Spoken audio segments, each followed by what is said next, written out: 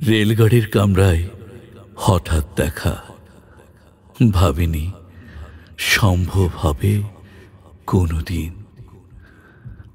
আগে ওকে বারবার দেখেছি লাল রঙের শাড়িতে, ডালিম ফুলের মতো রাঙা। আজ পরেছে কালো রেশমের কাপড়, আঁচল তুলেছে মাথায়, দোলন চাপার মতো চিকন গৌর মুখখানে ঘিরে।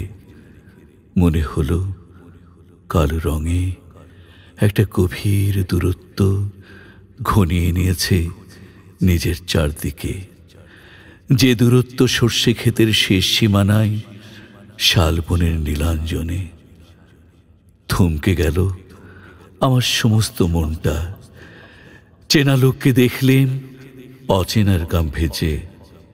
হঠাৎ খবরের কাগজ ফেলে দিয়ে আমাকে করলে নমস্কার। সমাজবিধির পথ গেল খুলে। আলাপ করলেন শুরু, কেমন আছো, কেমন চলছে সংসার ইত্যাদি। সে রইল জানলার বাইরের দিকে চেয়ে, যেন কাছের দিনের ছোঁয়াচ পার হওয়া চাহনিতে।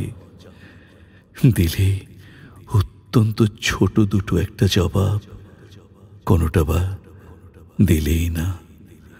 বুঝিয়ে দিলে হাতের অস্থিরতায়, কেন এসব কথা, এর চেয়ে অনেক ভালো চুপ করে থাকা। আমি ছিলাম অন্য বেঞ্চিতে ওর সাথীদের সঙ্গে। একসময় আঙুল নেড়ে জানালে কাছে আসতে, মনে হলো কম সাহস নয়।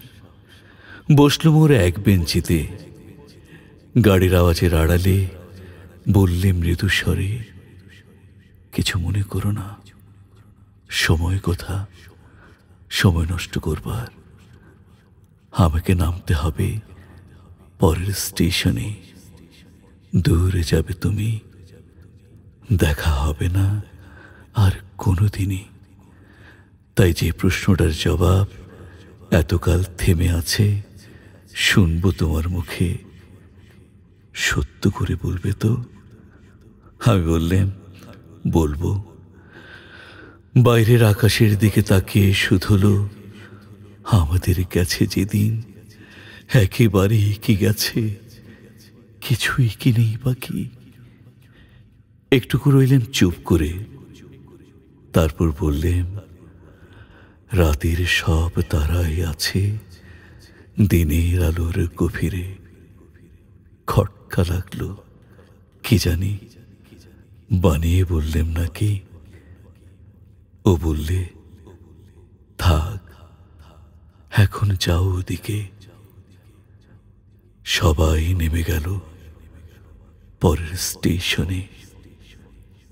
আমি চললেম এক